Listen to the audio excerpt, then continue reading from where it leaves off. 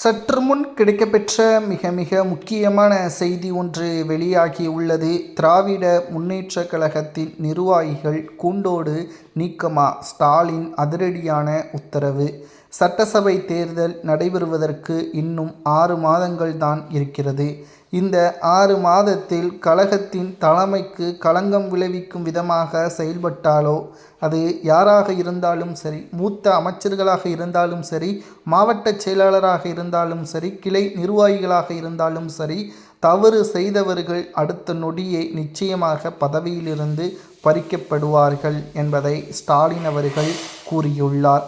அது மட்டுமல்ல, 2026 சட்டசபை தேர்தலில் கழகத்தின் நிர்வாகிகள் அனைவரும் மக்களிடம் திமுகவின் 4½ ஆண்டுகால ஆட்சியின் சாதனையை மக்களிடம் வெளிப்படுத்த வேண்டும். அவர்களது கோரிக்கைகளை ஏற்று அவர்களது பிரச்சனையை சரி செய்வதற்கு தலைமைக்கு கொண்டு வர வேண்டும் என்ற ஒட்டுமொத்த தீர்மானங்களையும் ஸ்டாலின் அவர்கள் இன்று நிறைவேற்றியுள்ளார். ஆனால் இதில் வேடிக்கை என்னவென்றால், தமிழகத்தில் 4½ ஆண்டுகளில் செய்த சாதனை என்றால் அது ஜீரோவாகத்தான் இருக்கிறது. பல்வேறு பிரச்சனைகளும், குறிப்பாக திமுகவின் நிர்வாகிகளாலே பல்வேறு பிரச்சனைகளும் குளறுபடிகளும் தமிழகத்தில் ஏராளமாக நடந்துள்ளது. அமைச்சர்கள் செய்த தவறும், மக்களை இழிவாக பேசியதும், பொன்முடி, KN நேரு, அமைச்சர் துரைமுருகன் போன்றவர்களது பதவி இன்று வரை தான் பாதுகாக்கப்படுகிறது.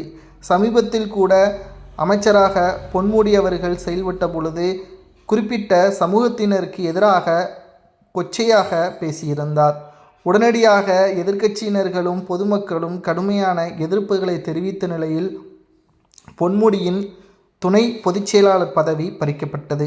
ஆனால் 6 மாதத்திற்குள் அவரது பொதுச்செயலாளர் பதவி மீண்டும் அவரிடமே ஒப்படைக்கப்பட்டுள்ளது. இதிலிருந்து திமுகவினர்கள் செய்ய வருவது என்னவென்றால், மக்களிடம் குளறுபடியை ஏற்படுத்துவதும், திமுக நல்லவர்கள்தான் என்பதை நியாயப்படுத்துவதற்கும், ஆனால் பிரச்சனை முடிவடைந்த பிறகு, மக்கள் அதை மறந்த பிறகு மீண்டும் உரிய பதவியே உரிய நபருக்கே கொடுக்கக்கூடிய வகையில்தான் திமுகவின் தலைமை பண்பும் இருக்கிறது. என்னதான் திமுகவின் நிர்வாகிகள் கட்சியிலிருந்து நீக்கப்படுவார்கள் என்று ஸ்டாலின் அவர்கள் கூறியிருந்தாலும், ஸ்டாலின் அவர்கள் பொம்மையாகத்தான் செயல்படுகிறார். இந்த தேர்தலில் படுதோல்வி அடைவது உறுதிதான். மக்கள் உங்களை நீக்கிவிட்டார்கள், இனி ஆட்சியை அமைக்க முடியாத நிலைமை 2026 ஏற்படும் என்றும் மக்கள் கூறுவது சரியா தவறா என்பதை பொதுவெளியில் எடப்பாடி பழனிசாமி அவர்கள் கூறுவதை பற்றி உங்களது கருத்துக்களை கமெண்ட் வாயிலாக கூறுங்கள். ஸ்டாலின் முதல்வராக மீண்டும் பதவியேற்பதற்கு தகுதியா இல்லையா என்பதை கூறுங்கள்.